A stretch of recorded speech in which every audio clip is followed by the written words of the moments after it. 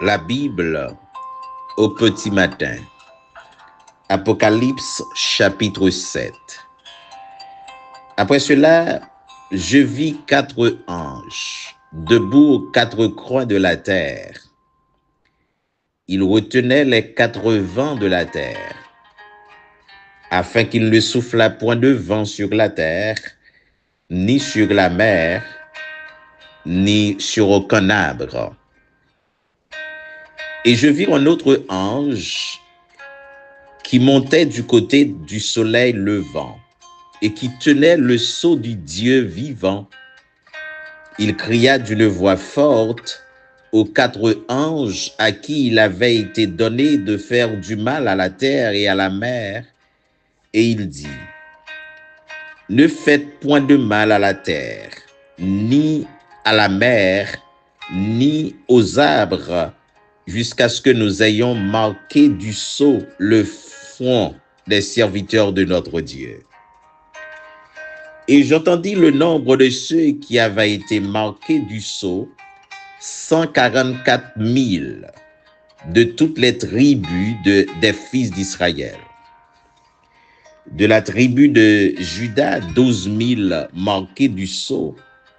De la tribu de Rouben, 12 000. De la tribu de Gad, 12 000. De la tribu d'Azer, 12 000.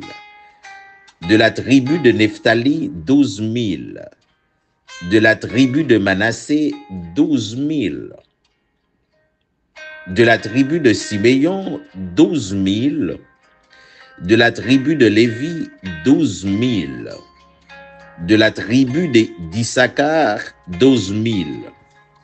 De la tribu de Zabulon, 12 000.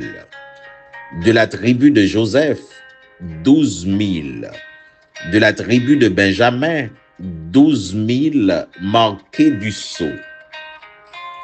Après cela, je regardai et voici, il y avait une grande foule que personne ne pouvait compter, de toute nation, de toute tribu, de tout peuple et de toute langue.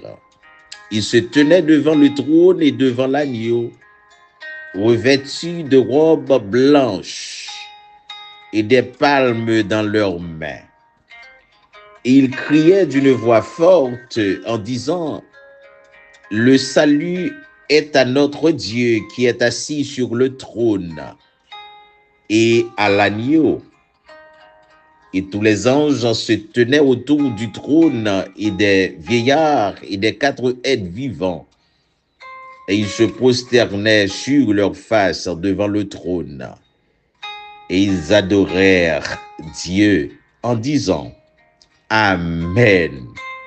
La louange, la gloire, la sagesse, l'action de grâce, l'honneur, la puissance et la force soit à notre Dieu au siècle des siècles.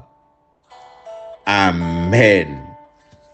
Et l'un des vieillards prit la parole et me dit: ceux qui sont revêtus de robes blanches, qui sont-ils et d'où sont-ils venus? Je lui dis: mon Seigneur, tu le sais.